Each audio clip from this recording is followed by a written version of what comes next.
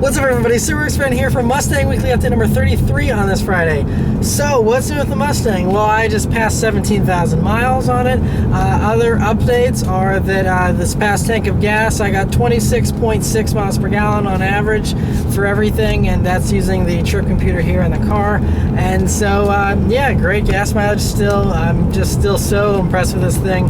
And one thing that was kind of surprising is I was doing a little cat and mouse recently with a 2015 WRX on some deserted roads in Mexico, and one thing I was surprised is it actually kept up really well and made me a little bit power hungry. Not that I have to have the fastest car around, or I'm really not a competitive person at all. I actually don't care about being faster than anyone or better than anyone else or anything like that.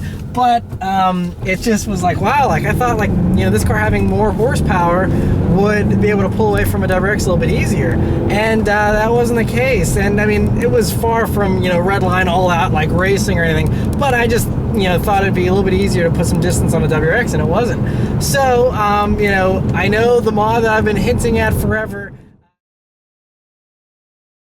So, funny thing, once I got back from filming that little part of the weekly update, I arrived, and a few minutes later, the delivery truck arrived and delivered the mod that I've been teasing. So now that I actually have it in my hands, I'll reveal what it is.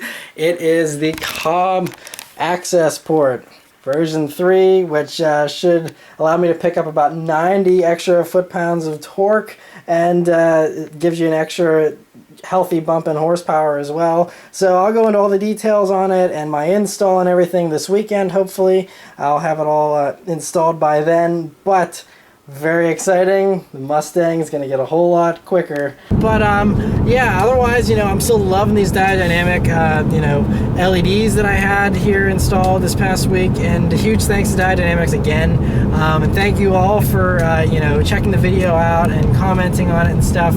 And they're really great. I mean, you know, it's having them for a week now. It's really nice. My fiance loves them. You know, whenever she turns on the map light, to have all this extra light now, it's really nice. And yeah, it's just, I love the reverse light. Everything. It's just very nice little upgrade. So anyway, that's it for all the updates on the Mustang. So I'll send it back to me at the news desk for this week's news.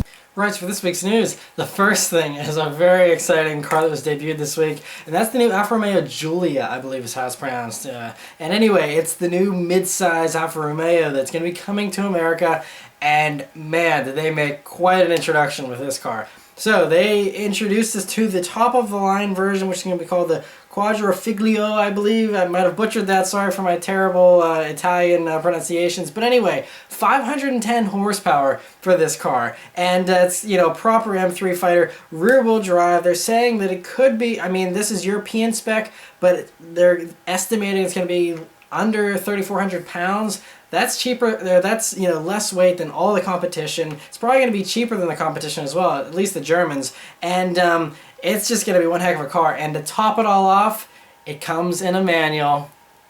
Alfa, they know what they're doing. And another reason they know what they're doing is the way they marketed this car. It's just, everything is so aggressive about it. The styling, I think, is just bang on, just perfect. And there was even renderings of a wagon version just for the fun of it, which may actually happen, and that would make it even more sick. But the way it sounds, they also have a video they just posted up on YouTube of how this thing sounds. It's a Ferrari-produced Maserati 3-liter twin-turbo V6 that does the 510 horsepower, and it just sounds all kinds of mechanical angriness and sounds really sweet. And so that is the new Alfa. They don't know when it's actually going to be arriving here in the States, but they said it'll do 0 to 60 in 3.9 seconds for this top-of-the-line version. And they will have all-wheel drive versions and automatics, and you know, they'll have the smaller engines. They're probably going to do a turbocharged 4-cylinder and some other stuff. This is just the top-of-the-line one, but man, that is pretty impressive.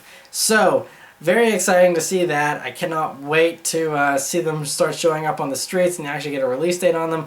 I'm telling you what, the midsize sedan segment is getting a much-needed jolt of energy here, because you know, between the Jaguar XE, which is also really exciting, has the glorious V6 supercharged engine out of the F-Type, and then you have this with its awesomeness. There's going to be less and less reasons to go with the Germans pretty soon, I think, and so good times ahead, and that's very exciting. Other exciting news is Ford officially revealed the official horsepower number for the Focus RS that's going to be coming next year. It's 345 horsepower is what we're going to be getting, a 324 pounds-feet of torque. Now keep in mind this is the same motor that's in the Mustang EcoBoost, and so in that form it makes 310 horsepower, 320 pounds-feet of torque. So it looks like they must have, fiddled with it so that it only has 4 extra pounds-feet of torque over the Mustang, but it has, a good horsepower bump. So very impressive stuff, and you know that just flashing that thing is going to give you tons of torque.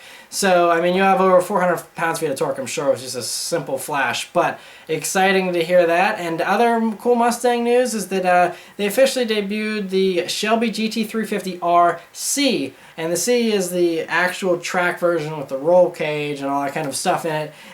So not, a street-legal production car or anything, but it's now out there, for all of you that want to place your orders for one for racing. There you go. Very cool.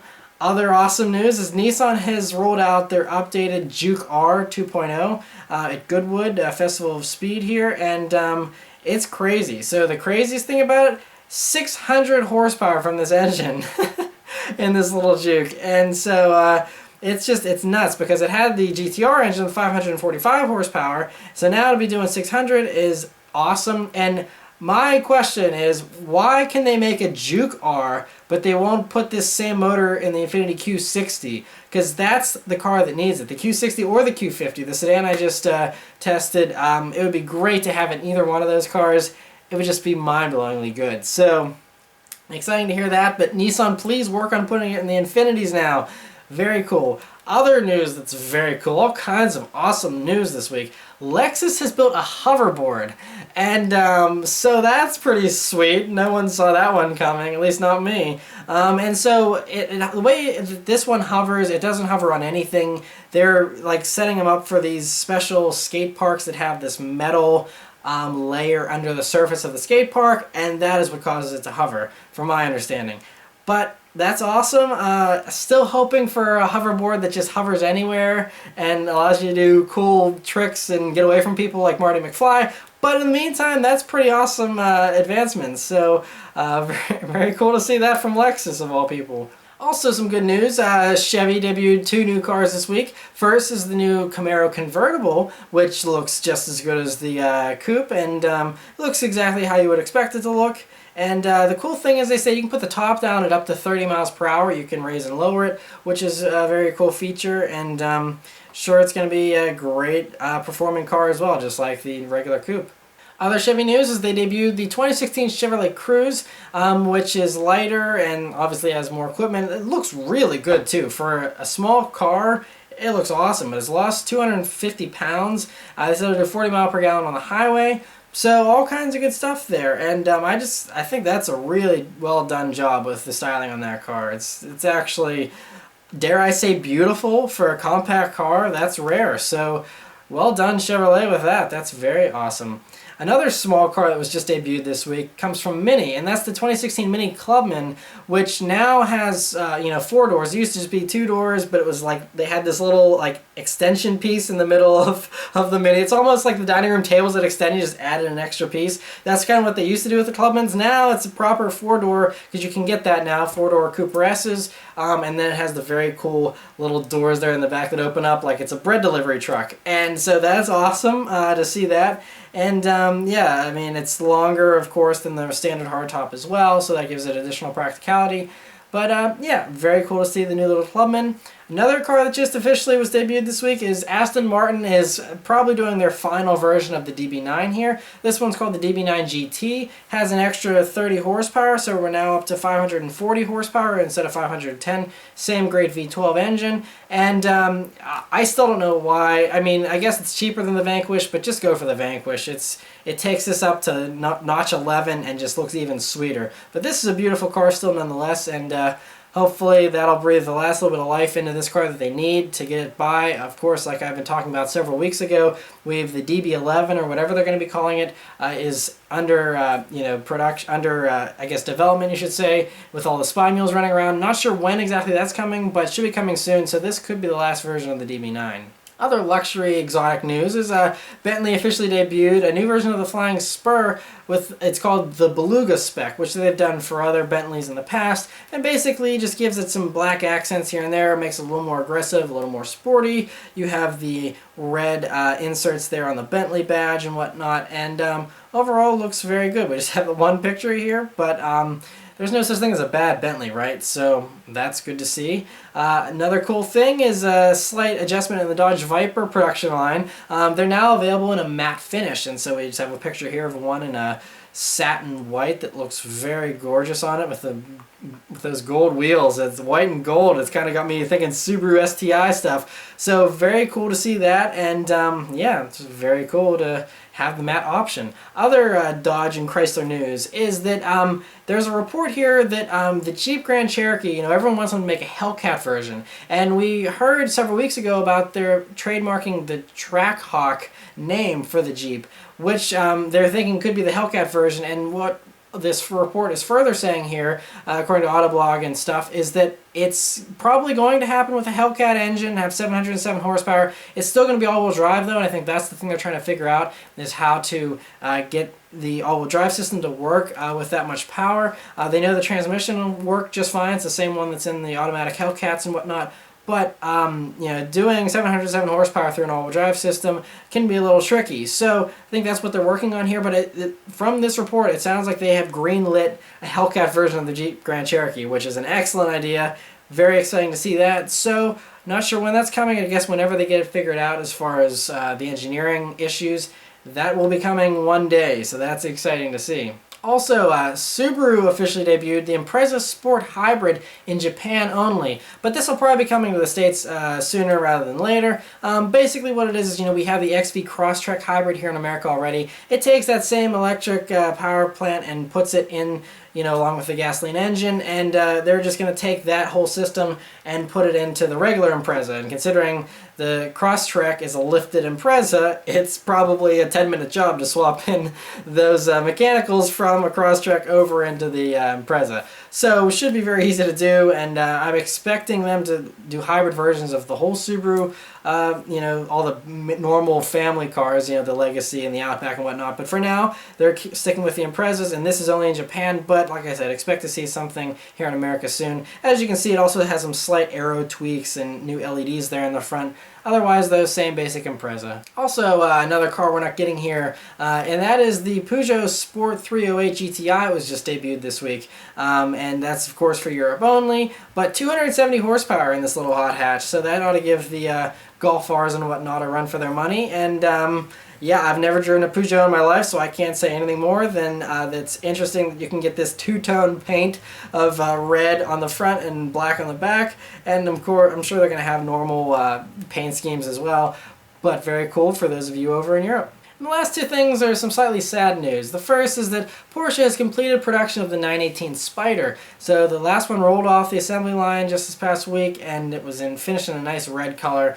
And so they're all done building the 918s, and they're all, of course, sold for and spoken for. So it's just now, what is Porsche going to do next? And I think, you know, it took them how long after building the Carrera GT to make the 918? So maybe 5 years from now they'll start developing something else. But the 918's one heck of a car. I think it's going to take a long time before it can be outperformed. The last bit of sad news is the Nürburgring officially announced this past week here that they're going to basically kill lap time records on the track. And they're not doing that in particular, but because of the crash that happened in March where a Nissan GT-R flipped over and flew into the spectator area, very bad crash. For that reason, they've started putting speed limits on the Nürburgring. And these aren't your normal 55 mile per hour speed limits here in America. They're normally, it's limiting it to like 124 miles per hour in some sections. But with the stupid fast cars that go around this track, you know, trying to beat these records, that actually kills your chances of ever doing a time that's respectable, because you know, these cars are going through, I think they said even in this article here that, you know, like the Koenigsegg 1-to-1, they were going to have that go around the Nürburgring and set a lap time, but they said that 124 mile per hour zone, the normal Koenigsegg is going to be way over that, 155 to 180 or something, so it just limits them. So I mean, obviously slower cars can still set lap times, but it's going to be hard to do it in the hypercars, sadly. So kind of the end of an era, I guess, you know, because everyone was saying, well, this is our Nürburgring lap time, and everyone's like, well, ours is slightly better, and there was this whole thing. And that's fun, you know, it kind of benchmarks, and it's good to have a standard that everyone goes by. So it'll be interesting to see what happens as far as, you know, how people rate performance from here on out. If they're going to pick a new track or just give up on the whole track time kind of thing. I mean, I'm sure they'll just find a new track and that'll be the new standard for everyone. But sad to see that the Nürburgring does that. Maybe they'll repeal the speed limits in the future, but for now, it looks like the end of the line as far as Nürburgring lap times, which is very sad. So anyway, that's it for all the news this week, guys. I'll send back to me in the car. Alrighty, so I'll leave you guys with a nice little acceleration here, like I always do. The roads are wet. And there's the wheel spin.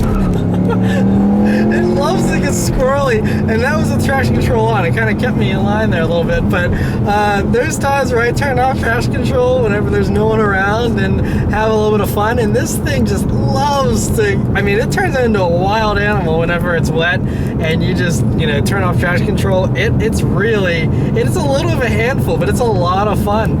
And so yeah, that's, this thing is just, it's really a blast. Anyway, that's it for all the updates and stuff, guys. So thank you so much for watching. I'll see you next week. Take care.